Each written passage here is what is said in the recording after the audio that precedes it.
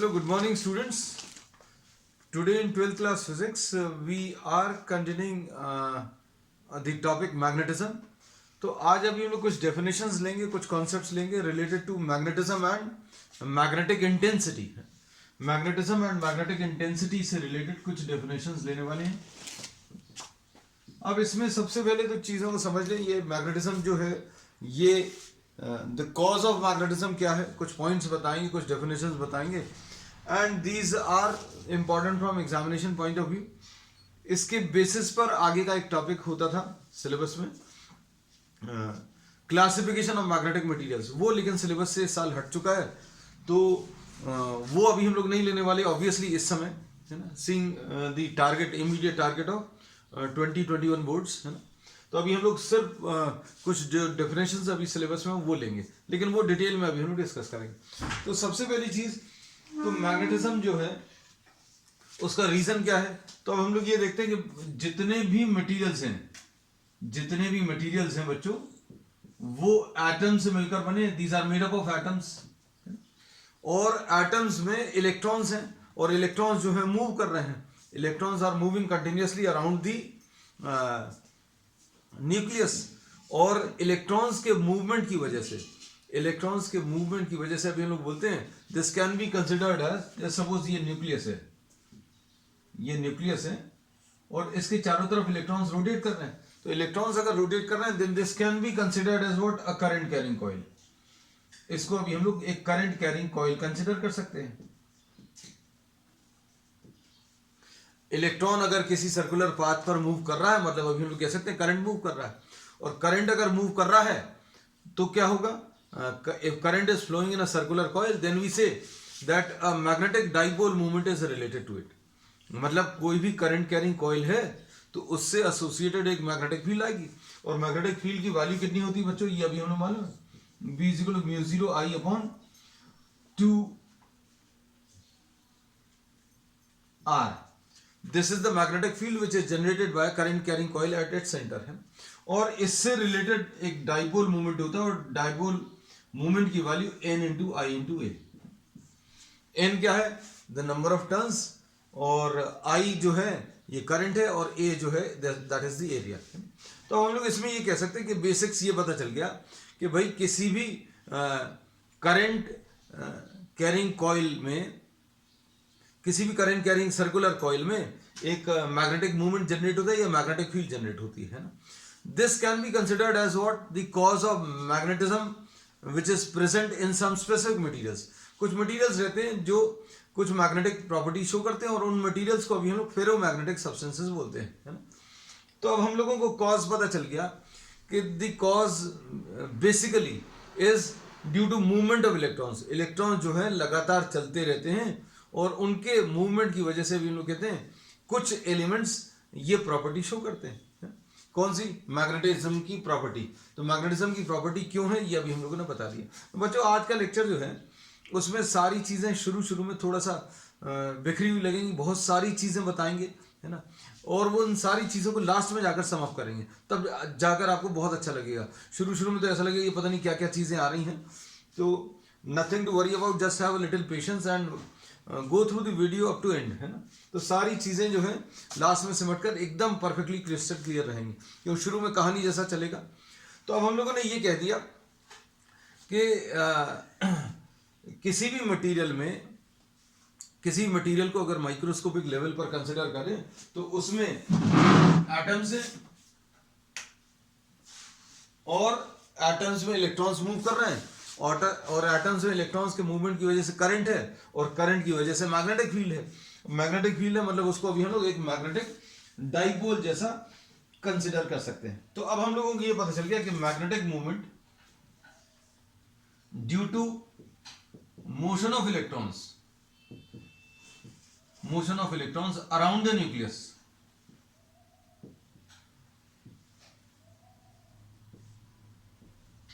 ये कुछ मटेरियल जो है मैग्नेटिज्म शो करते हैं. Magnetism is due to what, is due to the motion of electrons around the nucleus, है ना. कुछ मटेरियल्स नहीं शो करते, है ना. तो अब इसमें अभी हम लोग ये कहते हैं और भी इसके कॉजेस हैं, जैसे spin motion, spinning motion of electrons भी होता है, वो केमिस्ट्री में अभी हम लोगों ने पढ़ा हुआ है। उसके कारण भी मैग्नेटिक प्रॉपर्टीज है, क्योंकि चार्जेस कहीं पर भी बच्चों किसी भी टाइप का मूवमेंट होगा तो वो करंट जनरेट करेगा, और करंट अगर जनरेट करेगा तो क्या होगा, करंट जनरेट करेगा मतलब मैग्नेटिक प्रॉपर्टीज आएंगे, और मैग्नेटिक प्रॉपर्टीज आएंगे मतलब मैग्नेटिक डाइपोल मोमेंट्स आएंगे, है ना। अब कुछ मटेरियल्स ऐसे होते हैं जिनका मैग्नेटिज्म जो है बहुत प्रोमिनेंट होता है due to what, motion of electrons around the nucleus, और ऐसे सब्सटेंसेस को अभी हम क्लासिफाई करते हैं फेरोमैग्नेटिक सब्सटेंसेस। जब ये सिलेबस में था तो अभी हम लोग इस पॉइंट को बहुत डिटेल में डिस्कस करते थे, लेकिन अभी इमीडिएट जो टारगेट है 2021 बोर्ड्स, उसके हिसाब से अभी हम लोग इसको बहुत डिटेल में कवर नहीं करेंगे। अब इसमें हम लोगों को ये पता चल गया कि बच्चों एटम्स को अभी हम लोग क्या मैग्नेटिक डाइपोल्स की तरह मान सकते हैं। Atoms can be considered as what, magnetic dipoles, मतलब उनमें कुछ मैग्नेटिज्म है। मैग्नेटिज्म किसके कारण है, इलेक्ट्रॉन्स के मोशन के कारण, ठीक। अब इसके बाद हम लोग ये कहते हैं कि सपोज कोई मटेरियल अगर है तो इसमें बहुत सारे नंबर ऑफ एटम्स होंगे, there will be large number of atoms, और हर एक एटम के पास अपना एक मैग्नेटिक डाइपोल मोमेंट है, मतलब हर एक एटम किसकी तरह काम कर रहा है, एक मैग्नेटिक डाइपोल की तरह काम कर रहा है। क्यों काम कर रहा है, क्योंकि इसमें अभी हमने बोला इलेक्ट्रॉन्स मूव कर रहे हैं। बच्चों अगर इलेक्ट्रॉन्स चल रहे हैं मतलब करंट है, और करंट है मतलब अभी हम लोग बोलेंगे ये मैग्नेटिक इफेक्ट रहेगा। So every atom is acting as what, every atom is acting as a magnetic dipole। लेकिन इन सारे मैग्नेटिक डाइपोल्स को अगर आप माइक्रोस्कोपिकली देखें तो ये सारे के सारे मैग्नेटिक डाइपोल्स जो है रैंडमली ओरिएंटेड है। तो अब हम लोग इसमें ये कह सकते हैं that in any material the magnetic dipoles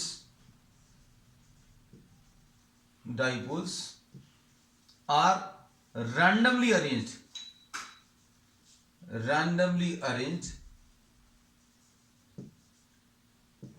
due to which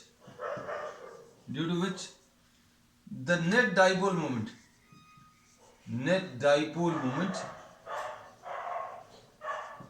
of the material, the net dipole moment of the material is zero।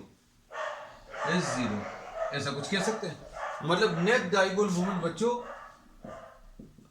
Material का कितना, जीरो होता है ना। तो ये चीज अभी हम लोग पता चल गई। ये बिल्कुल वैसा ही है, कैसा, जैसा अभी हम लोगों ने डाइलेक्ट्रिक्स में पढ़ा था। डाइलेक्ट्रिक्स में अभी हम लोगों ने ये पढ़ा था कि पॉजिटिव चार्ज सेंटर और नेगेटिव चार्ज सेंटर अगर कोइंसाइड नहीं कर रहे हैं तो हर एक मॉलिक्यूल के पास अपना खुद का एक इलेक्ट्रिक डाइपोल मोमेंट होगा, लेकिन पूरे मटेरियल का नेट डाइपोल मोमेंट जो है, पूरे मटेरियल का net dipole moment, electric dipole moment zero आता था। क्यों, because of random orientation of these molecules. तो हम लोग इसमें क्या बोलते हैं बच्चों, ध्यान से सुनना, कि किसी भी मटेरियल को अगर आप कंसिडर करें माइक्रोस्कोपिकली, हर एटम के पास, हर एटम एक मैग्नेट की तरह काम कर रहा है, लेकिन ये मैग्नेट जो है, ये सारे जो मॉलिक्यूलर मैग्नेट्स हैं ये रैंडमली ओरिएंटेड है, मतलब किसी एक स्पेसिफिक डायरेक्शन में नहीं है। अगर किसी एक स्पेसिफिक डायरेक्शन में होते तो इनका खुद का एक नेट मैग्नेटिक इफेक्ट आता, लेकिन नेट मैग्नेटिक इफेक्ट यहां पर कितना, जीरो है। अब हम लोग क्या करते हैं, सारी चीजों को बच्चों कंपेयर करते चलना, किसके साथ, इलेक्ट्रिसिटी के साथ। मतलब वो एक तो वो कॉन्सेप्ट रिवाइज भी होगा, है ना, और फिर दूसरी चीज कंपैरिजन भी पता चलेगा मैग्नेटिज्म का और इलेक्ट्रिसिटी का। अब हम लोगों को ये पता चला कि किसी भी मटेरियल में बहुत सारे मॉलिक्यूलर मैग्नेट्स हैं, लेकिन इन सारे मॉलिक्यूलर मैग्नेट्स का रैंडम ओरिएंटेशन है, इसलिए नेट मैग्नेटिक डाइपोल मोमेंट पूरे मटेरियल का जीरो है। अब क्या होगा, now suppose this material is placed in an external magnetic field. किसी मैग्नेटिक मटेरियल को आप अगर किसी मैग्नेटिक फील्ड में रखोगे तो क्या होगा, सपोज आपने ये एक मैग्नेटिक फील्ड में रखा, अगर आपने किसी मैग्नेटिक मटेरियल को किसी मैग्नेटिक फील्ड में रखा, तो इसके जो मॉलिक्यूलर मैग्नेट्स हैं, जो इंडिविजुअल डाइपोल्स हैं, जो इंडिविजुअल मैग्नेटिक डाइपोल्स हैं, उन सबके ऊपर एक टॉर्क लगेगा। ये चीज बच्चों अभी हम लोगों ने पढ़ ली है पिछली क्लासेस में कि अगर ये कोई मैग्नेटिक डाइपोल है, मतलब ये साउथ पोल है, ये नॉर्थ पोल है, इसको अगर आप किसी मैग्नेटिक फील्ड में रखेंगे, इसको अगर आप किसी मैग्नेटिक फील्ड में रखेंगे, तो ये इसके ऊपर एक टॉर्क लगाएगा। टॉर्क लगाएगा मतलब ये इसको रोटेट करने की कोशिश करेगा। कैसा रोटेट करने की कोशिश करेगा? एक्सटर्नल मैग्नेटिक फील्ड की कोशिश ये रहती है कि हर मैग्नेट जो है उसी की लाइन में आ जाए, मतलब ये ऐसा कुछ है तो ये इसको ऐसा कुछ अलाइन करने की कोशिश करेगा, है ना। तो अल्टीमेटली इसका एम क्या रहेगा बच्चों? इस एक्सटर्नल मैग्नेटिक फील्ड का एम ये रहेगा कि ये इसको ऐसा अरेंज कर ले। तो ये जितने भी मॉलिक्यूलर मैग्नेट्स हैं, छोटे छोटे जो मैग्नेट्स हैं, एटॉमिक लेवल पर जो मैग्नेट्स हैं, वो सारे के सारे एक दूसरे को या सारे के सारे अपने आप को मैग्नेटिक फील्ड की लाइन में लाने की कोशिश करेंगे, ऐसा कुछ लाने की कोशिश करेंगे। हमने ये मैग्नेट्स की तरह ही बना दिए। यहां पर भी अगर आप इनको मैग्नेट्स की तरह मार्क करना चाहते हैं तो मैग्नेट्स की तरह मार्क कर सकते हैं, सिर्फ समझने के लिए। ये सारे जो मैग्नेट्स थे वो रैंडमली ओरिएंटेड थे, ये अभी हमने दिखा दिया। लेकिन जब आप एक्सटर्नल मैग्नेटिक फील्ड लगाओगे तो एक्सटर्नल मैग्नेटिक फील्ड जो है इन सारे मॉलिक्यूलर मैग्नेट्स के ऊपर क्या करेगा? एक टॉर्क लगाएगा, है ना। तो अब हम लोग इसमें ये कह सकते हैं that if the material is placed in external magnetic field, then a torque acts which tends to align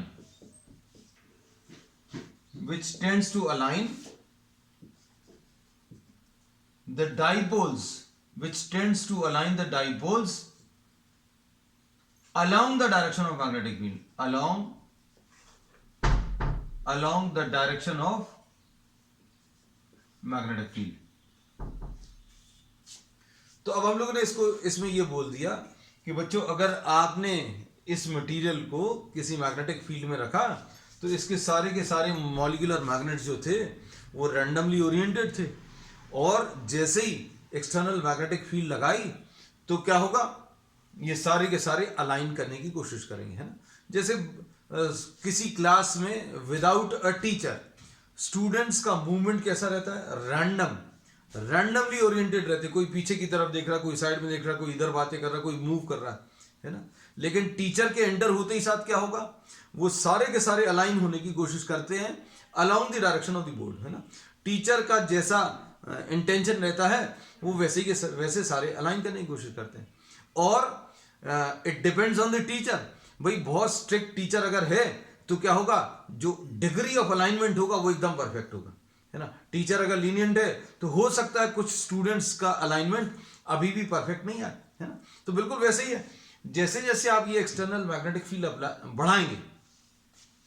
अब इमेजिन करो बच्चों, ये एक्सटर्नल मैग्नेटिक फील्ड को आप इंक्रीज कर रहे हो।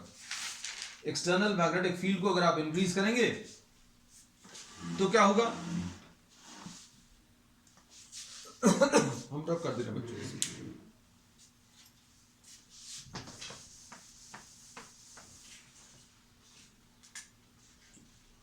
On increasing the external magnetic field, on increasing what? The external magnetic field, the degree of alignment, the degree नहीं लिखते, the extent of alignment, the extent of alignment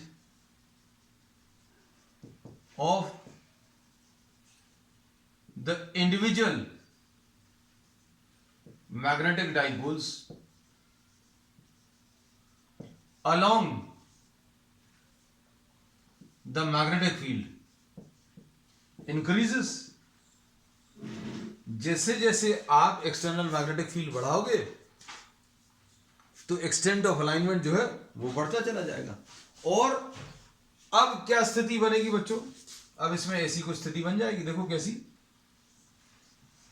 ये बच्चों अभी हम लोगों ने ऐसा बनाया था कि भैया एक बहुत स्ट्रिक्ट टीचर नहीं होता क्लास के अंदर, है ना, तो बच्चे अलाइन तो होगा, रैंडम ओरिएंटेशन नहीं बचा। लेकिन अगर ये एक्सटर्नल मैग्नेटिक फील्ड ये ज्यादा स्ट्रांग है, मान लीजिए प्रिंसिपल अगर घुस गया क्लास के अंदर, तो the extent of alignment will increase और the degree of alignment will increase. तो ये डाइपोल जो है, डाइपोल्स का orientation along the magnetic field will go on increasing. अब क्या होगा, ये जो नेट डाइपोल मोमेंट जीरो आ रहा था, नेट डाइपोल मोमेंट बच्चों जीरो नहीं होगा। ठीक, अब इसमें इसके बेसिस पर बच्चों अब हम लोग ये जो कॉन्सेप्ट अभी हम लोग डिस्कस किए, इसके बेसिस पर अब हम लोग कुछ डेफिनेशंस अभी हम लोग लेने वाले हैं। अब इसमें ये याद रखना, अब जो टर्म्स अभी हम लोग लेंगे वो इनमें से कुछ जो है एक्सटर्नल मैग्नेटिक फील्ड से रिलेटेड रहेंगे, कुछ जो है बच्चों किससे, एक्सटर्नल मैग्नेटिक फील्ड से रिलेटेड रहेंगे।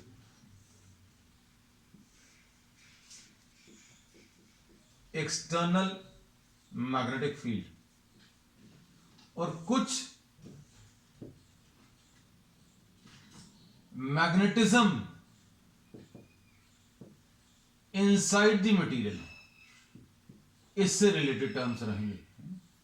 तो ये सारी चीजें अभी हम आपको इसमें समझाते चलेंगे। ठीक है, अब इसमें सोचकर देखना कि अगर आपने किसी मैग्नेटिक मटेरियल को किसी एक्सटर्नल मैग्नेटिक फील्ड में अगर रखा तो क्या होगा, किसी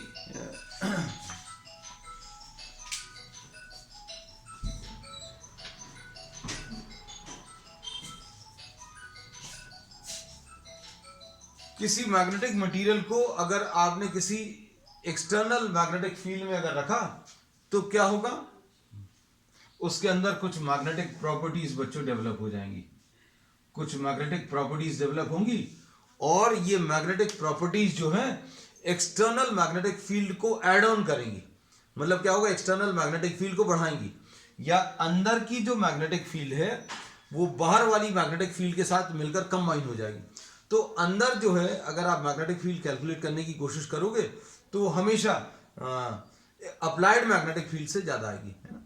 अब सुनना, अब हम लोगों ने क्या बोला, कुछ टर्म्स, कुछ डेफिनेशंस एक्सटर्नल मैग्नेटिक फील्ड से रिलेटेड रहेंगे, कुछ डेफिनेशंस बच्चों अंदर की मैग्नेटिक फील्ड से रिलेटेड रहेंगे, है ना। तो अब सबसे पहली जो डेफिनेशन अभी हम लोग ले रहे हैं बच्चों, पहला है इसमें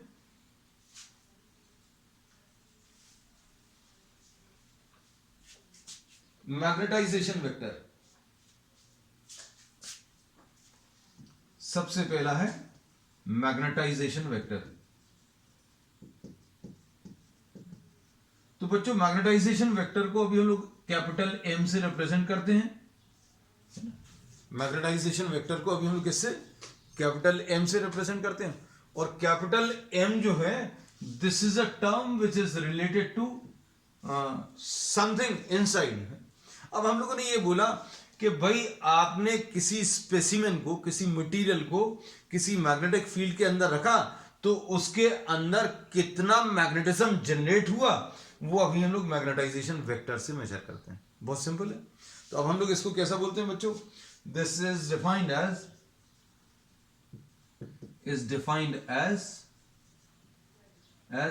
द dipole moment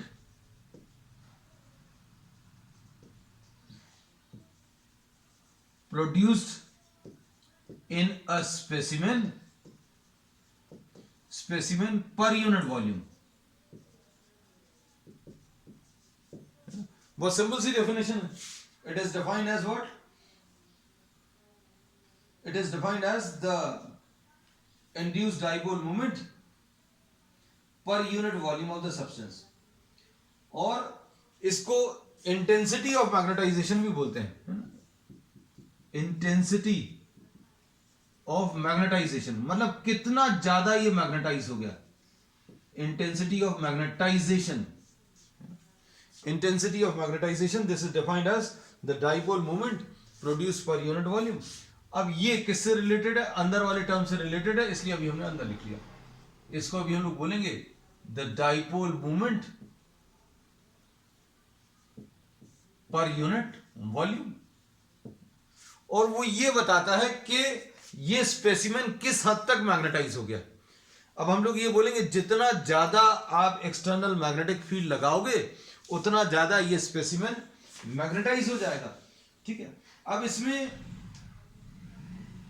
ये प्रॉपर्टी ऑफ द मटेरियल के ऊपर भी डिपेंड करता है। भाई अगर आपने एक वुडन पीस रख दिया और आप उसमें कितनी भी एक्सटर्नल मैग्नेटिक फील्ड लगाओगे तो इसके अंदर dipole moment, magnetic dipole moment generate नहीं होने वाला है ना। तो दो चीजों के ऊपर डिपेंड करता है। ये किस चीज के ऊपर?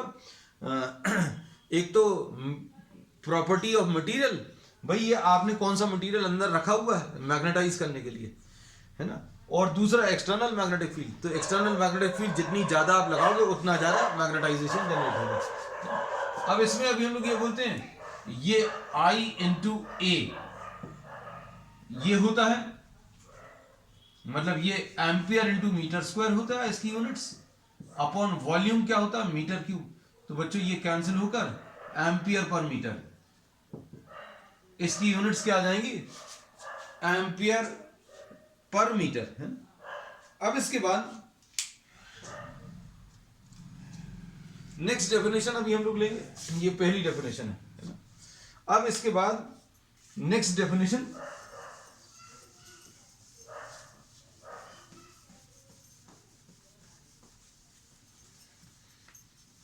अब इसमें अभी हम लोगों को ये पता चल गया कि अगर आपने किसी मैग्नेटिक स्पेसिमेन को या किसी मटेरियल को किसी एक्सटर्नल मैग्नेटिक फील्ड में रखेंगे तो उसके अंदर मैग्नेटिक प्रॉपर्टीज जनरेट होंगी, और मैग्नेटिक प्रॉपर्टीज कितनी जनरेट होंगी ये अभी हम लोगों ने बता दिया। ये अभी हम लोगों ने इलेक्ट्रिसिटी में भी किया था कि भाई आपने एक इलेक्ट्रिक फील्ड में अगर किसी डाइलेक्ट्रिक को अगर रखा तो ये सारे के सारे जो है अलाइन हो जाएंगे किसके डायरेक्शन में?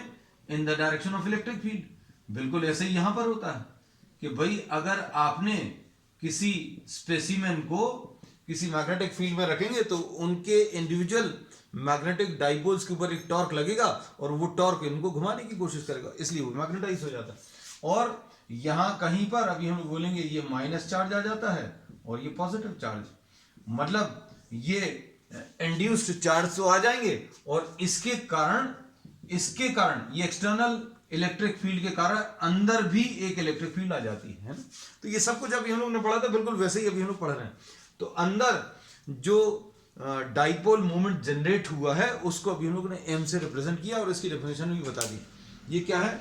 द डाइपोल मोमेंट पर यूनिट वॉल्यूम। अब इसके बाद यूनिट्स भी बता दी। अब नेक्स्ट अभी हम लोग ले रहे हैं intensity of magnetising field.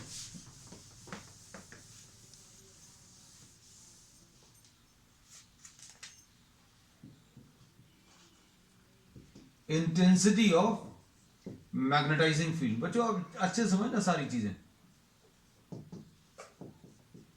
Intensity of magnetising field बच्चों एच से रिलेटेड है।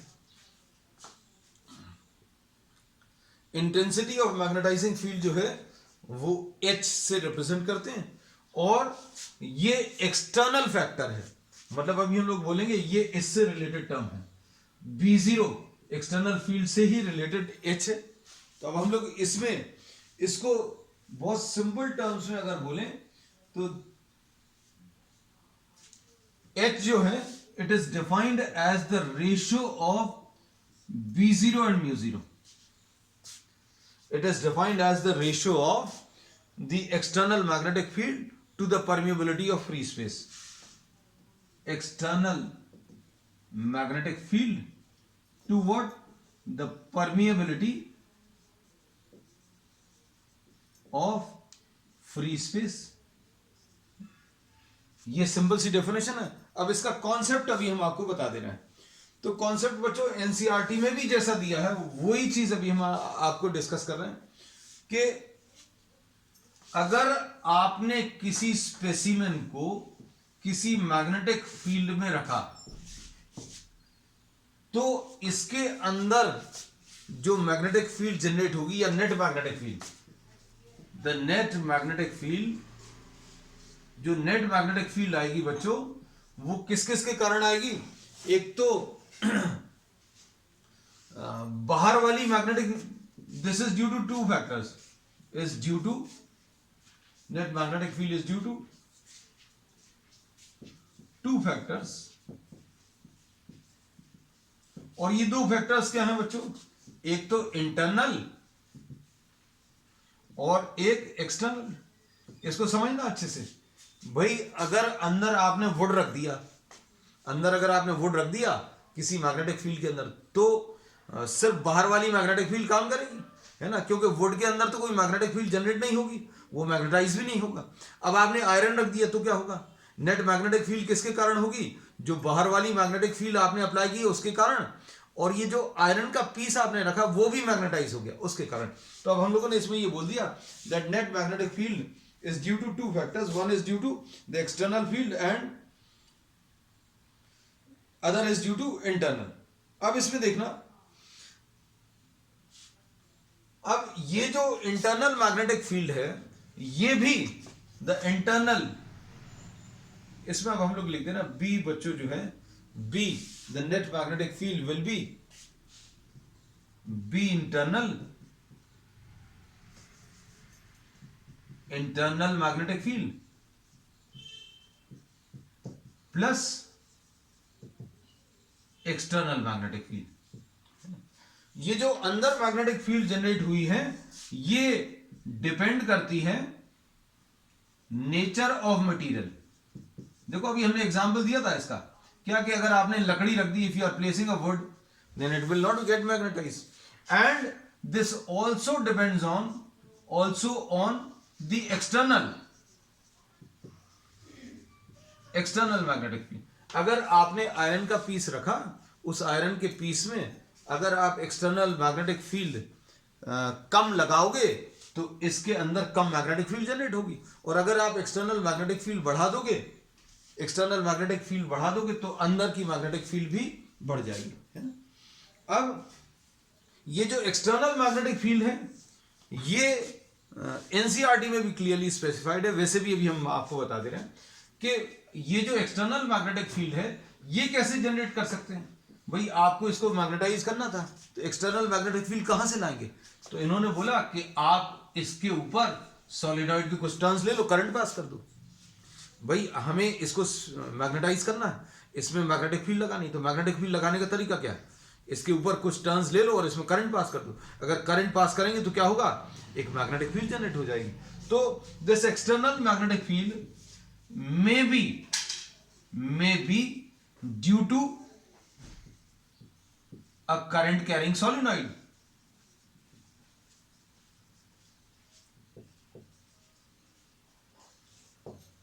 ठीक, अब सुनना अच्छे से। अब इसमें अभी हम लोग ये कहते हैं कि ये जो एक्सटर्नल मैग्नेटिक फील्ड है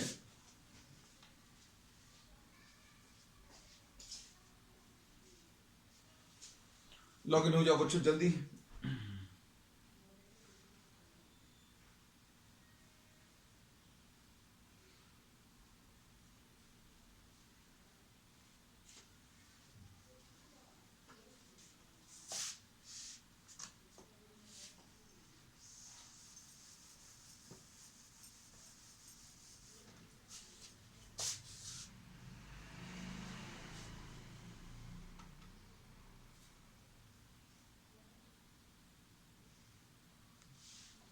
अब इसमें अभी हम लोगों ने क्या बोला कि बी जो है किस किस चीज के ऊपर डिपेंड कर रही है बच्चों? बी जो है इंटरनल और B net magnetic field is due to the internal factor and the external factor. Net magnetic field किसके कारण है? अंदर वाली मैग्नेटिक फील्ड और बाहर वाली मैग्नेटिक फील्ड। तो इसमें अभी हम लोग ये कहते हैं कि आप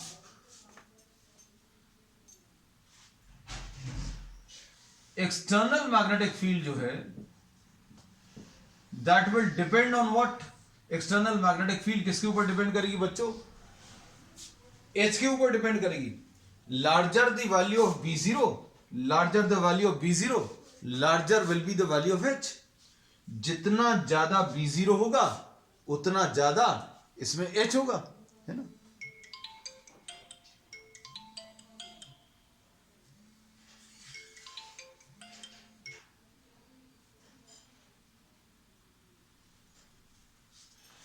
So we say that the external magnetic field depends on, इसको अभी हम किससे रिप्रेजेंट कर रहे हैं बच्चों? H से रिप्रेजेंट कर रहे हैं।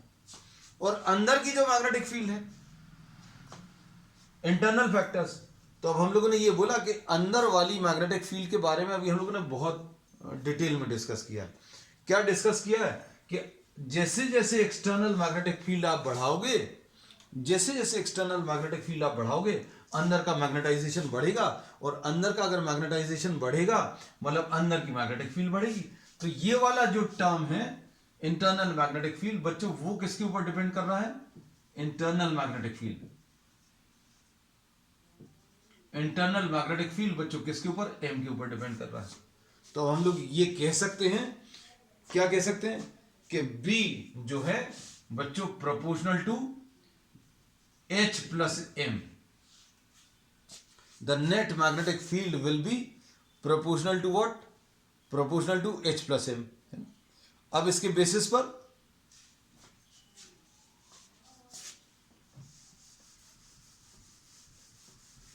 इसको अच्छे से समझ लेना। हमने बोला ये नेट मैग्नेटिक फील्ड अंदर वाले फैक्टर के ऊपर डिपेंड कर रही है, और किसके ऊपर डिपेंड कर रही है? ये अंदर वाला फैक्टर जो है, अंदर की मैग्नेटिक फील्ड किसके ऊपर डिपेंड करेगी? M के ऊपर। जितना ज्यादा M होगा उतनी ज्यादा अंदर मैग्नेटिक फील्ड होगी। और ये H किसके ऊपर डिपेंड कर रहा है? तो H अभी हम लोगों ने बता दिया, जितना ज्यादा एक्सटर्नल मैग्नेटिक फील्ड आप लगाओगे उतना ज्यादा H आएगा। तो अब हम लोग इसमें क्या बोल सकते हैं बच्चों? B proportional to H plus M है, तो B will be equal to μ0 into H plus M। ये प्रोपोर्शनलिटी कांस्टेंट ले लिया। तो एनसीईआरटी में बच्चों आपको ये दिया हुआ B upon μ0 is equal to H plus M, ऐसा कुछ दिया हुआ है बच्चों। और इसको सिंप्लीफाई करने पर आपको क्या मिला है कि H will be equal to B upon μ0 minus M। इसमें M की जो यूनिट्स है बच्चों, M की जो यूनिट्स है,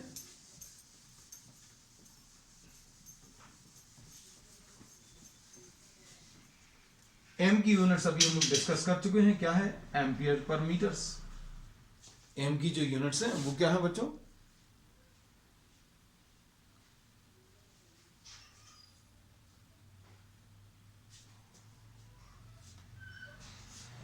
एम्पियर पर मीटर्स। तो डायमेंशनल एनालिसिस के बेसिस पर अभी हम लोग कह सकते हैं, क्या कह सकते हैं कि H और M को अगर आपने ऐड किया है, अगर आपने H और M को ऐड किया तो H and M have the same dimensions, have what? The same dimensions. ठीक है। तो अब इसमें H की यूनिट्स पता चल गई बच्चों। H की यूनिट्स क्या आ गई?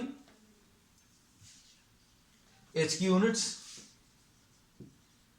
भी एम्पियर पर मीटर्स। ठीक। अब ये हम लोगों को क्या क्या चीज पता चल गई? एक तो M पता चल गया अंदर वाला, ठीक।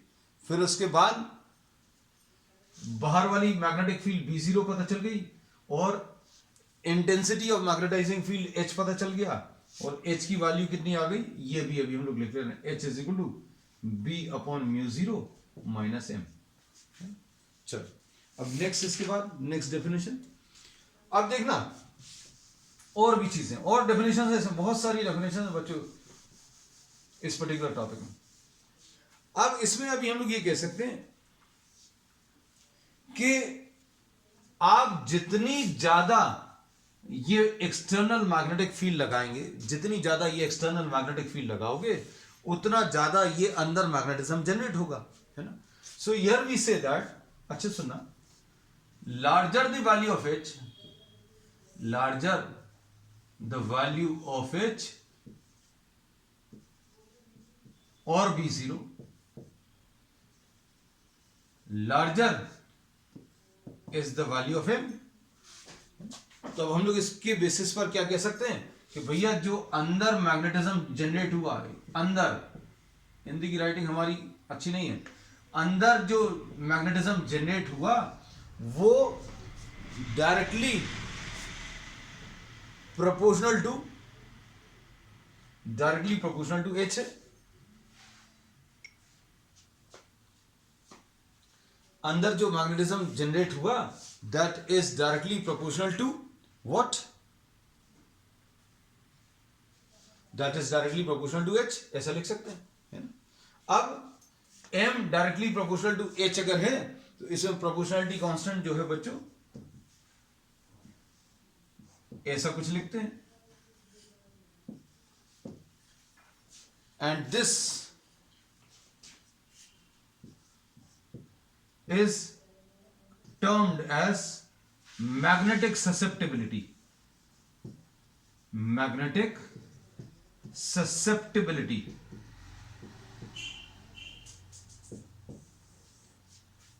मैग्नेटिक ससेप्टिबिलिटी बच्चों क्या बताता है, किसी मटेरियल का मैग्नेटिक ससेप्टिबिलिटी जो है, इट गिव्स अस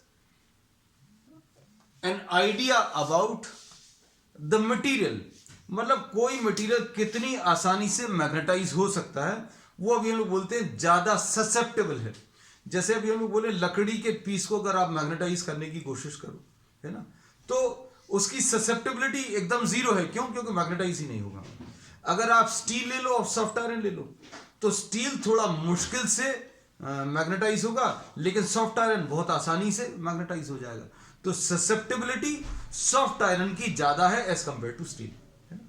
ठीक है, तो अब हम लोग ये कहते हैं कि अगर कोई बच्चा स्पोर्ट्स में बहुत अच्छा है, या मस्ती में बहुत अच्छा है, या उसको और सिंपल लैंग्वेज में बोलेंगे पढ़ाई में अच्छा नहीं है ना, पढ़ाई में अच्छा नहीं है कोई बच्चा, और कोई पढ़ाई में बहुत अच्छा है, और दोनों को अगर क्लासेस को बंक करने को कहा जाए, तो ससेप्टेबिलिटी किसकी ज्यादा रहेगी?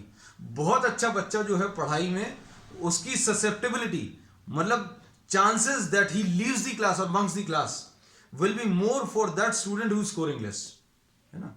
तो वो ज्यादा आसानी से क्लासेस को बंक करेगा, तो इज मोर ससेप्टेबल। तो ससेप्टेबिलिटी अभी हमें क्या बताता है? Susceptibility gives us an idea about how easily a specimen can be magnetised, है ना। अब सुनना बच्चों, अब इसी के बेसिस पर बहुत सारी चीजें अभी हम लोग लेने वाले हैं। जैसे अभी हम लोग ने बोला बी की वैल्यू बच्चों क्या होती है? बी की वैल्यू हम लोगों ने बताया था दैट नेट मैग्नेटिक फील्ड, इसमें जैसा अभी हम लोगों ने बोला कि बहुत सारे डेफिनेशंस आने वाली हैं। किसी स्पेसिमेन में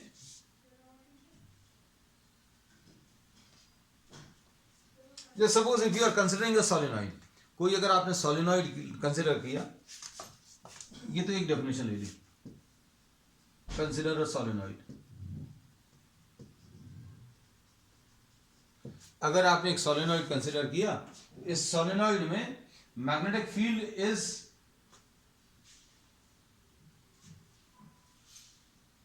the sum of the net magnetic field inside the solenoid, net magnetic field inside the solenoid, B will be equal to the external magnetic field, the magnetic field generated due to the solenoid plus the magnetic field generated due to the core, है ना। तो ये दो चीजें अभी हम लोग बोल सकते हैं, है ना। B is equal to what? B0 plus BM। अब इसमें BM क्या है ये अभी हम लोग इसमें डिस्कस करेंगे। B0 के बारे में अभी हम लोग बता ही चुके हैं।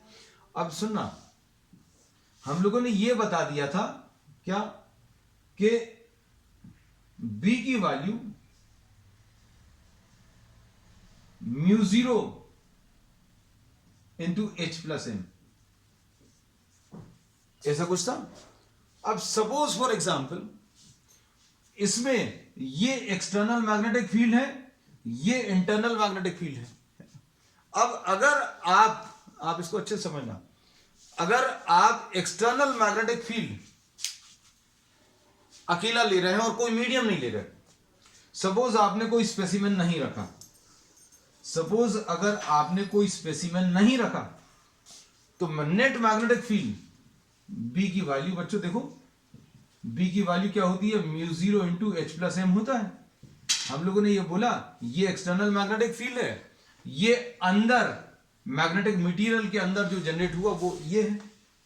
अब अगर आपने if only vacuum is present, if vacuum is present, तो ये नेट मैग्नेटिक फील्ड जो है वो सिर्फ क्या बचेगी, मान लीजिए अगर ये नहीं है तो सिर्फ बी जीरो बचा, तो हम लोग क्या बोलेंगे, बी जीरो आ जाएगा और म्यू जीरो आ जाएगा और यहां पर एच आ जाएगा और ये जीरो आ जाएगा। ये जीरो क्यों आएगा, क्योंकि भाई कोई मटेरियल ही नहीं है। अगर कोई आपने मटेरियल नहीं रखा तो वैक्यूम के अंदर कोई मैग्नेटिक प्रॉपर्टीज तो जनरेट होंगी नहीं। तो अभी हम लोगों ने ये बोल दिया B zero is equal to mu zero into H, है ना। तो ये अभी हम कर ही चुके हैं, ये भी लिख चुके हैं, इन दोनों के बीच में रिलेशन अभी हम लोग डिस्कस कर चुके हैं कि एच की value B zero upon mu zero. लेकिन समझने का एक और तरीका अभी हम लोगों ने बता दिया। अब इसके बाद एक चीज और बता दें बच्चों, नेक्स्ट है, इस पर अभी हम लोग फिर से आ जाएंगे।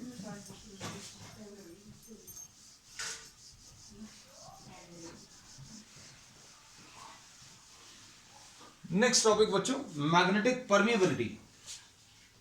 नेक्स्ट टॉपिक अभी हम लोग ले रहे हैं मैग्नेटिक परमिएबिलिटी। मैग्नेटिक परमिएबिलिटी, इसको अभी हम लोग म्यू से रिप्रेजेंट करते हैं। मैग्नेटिक परमिएबिलिटी को म्यू से रिप्रेजेंट करते हैं। और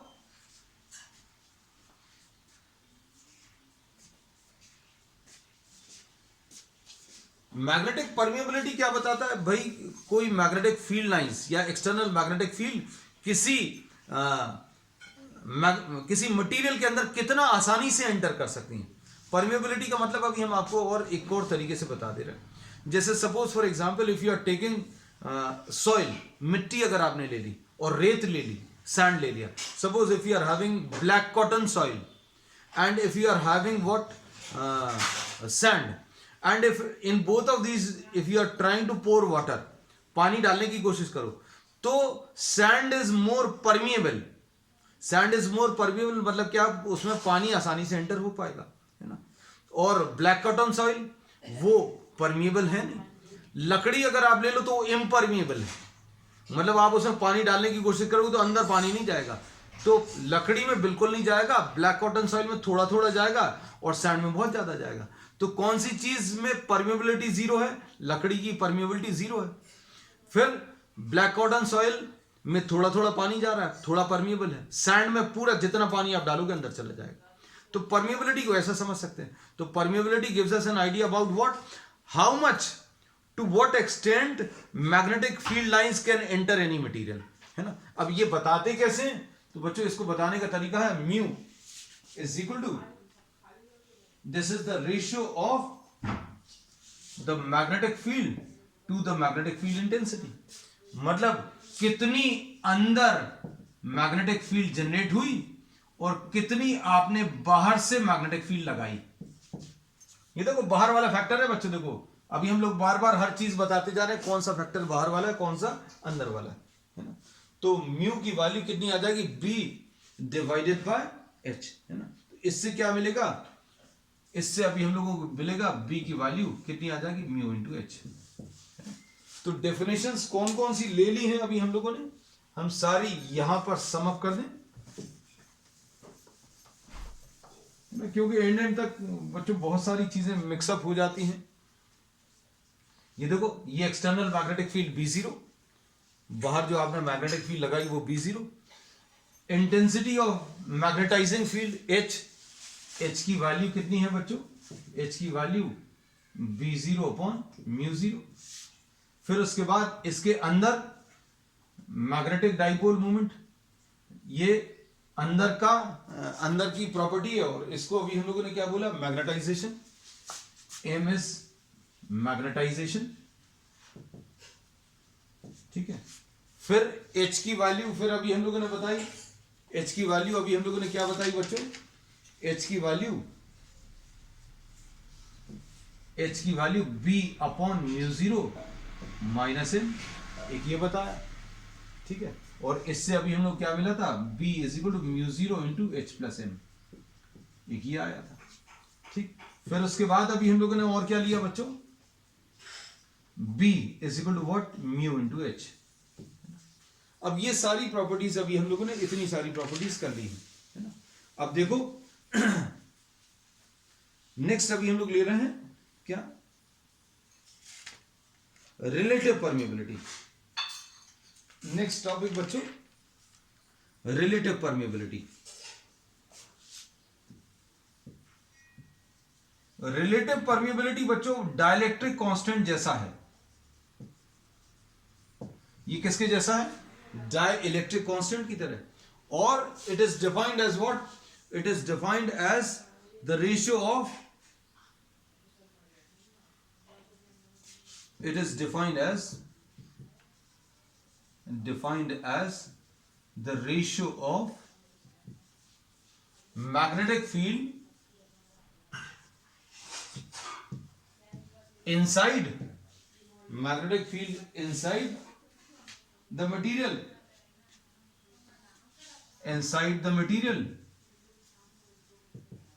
to the magnetic field to the applied magnetic field, to the external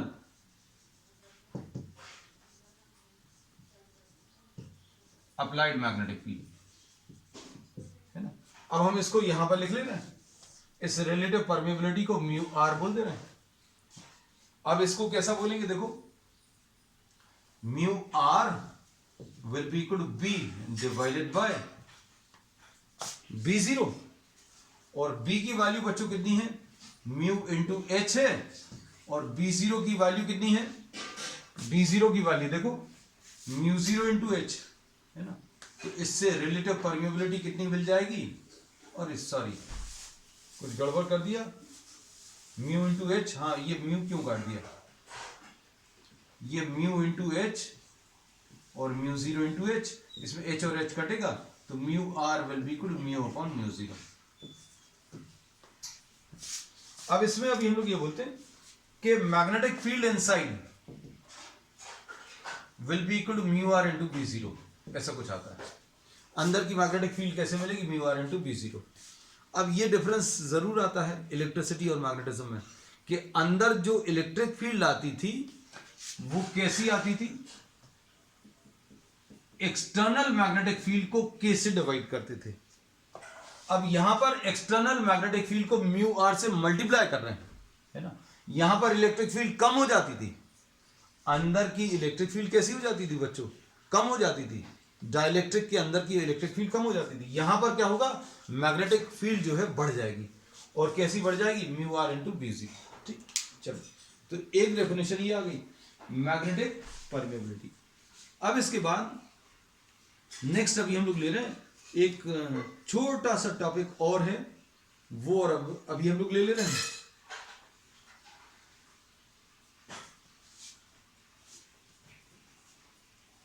ये यहां पे।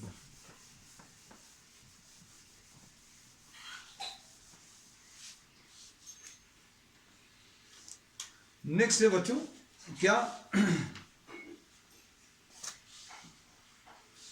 नेक्स्ट टॉपिक अभी हम लोग ले रहे हैं relationship between magnetic permeability, relationship between magnetic permeability and susceptibility.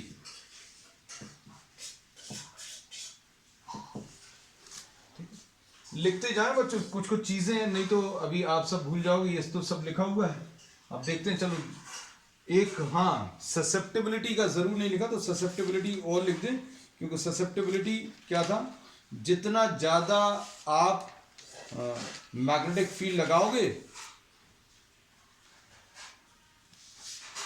H proportional to M आया था, larger the value of H, जितनी ज्यादा आप H लगाओगे उतना ज्यादा अंदर M आएगा। और इसके बेसिस पर अभी हम लोगों को क्या मिला था, M इज इक्वल टू ऐसा कुछ। ये मैग्नेटिक ससेप्टिबिलिटी का रिलेशन था, है ना। कुछ चीजें भूल नहीं जाए, इसलिए अभी हमने सारी सम अप करके यहां पर रखी हुई। चलो अब इसमें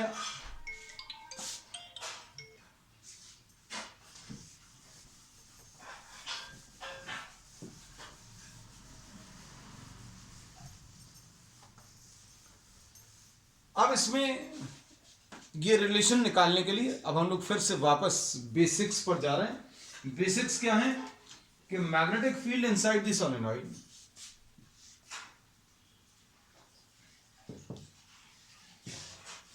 magnetic field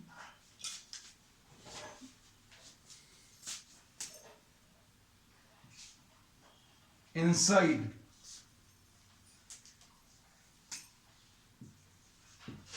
the solenoid B will be equal to what?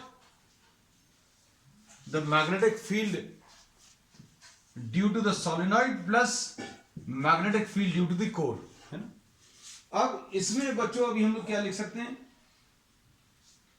इसको अभी हम लोग क्या लिख सकते हैं, म्यू 0 इंटू एच लिख सकते हैं।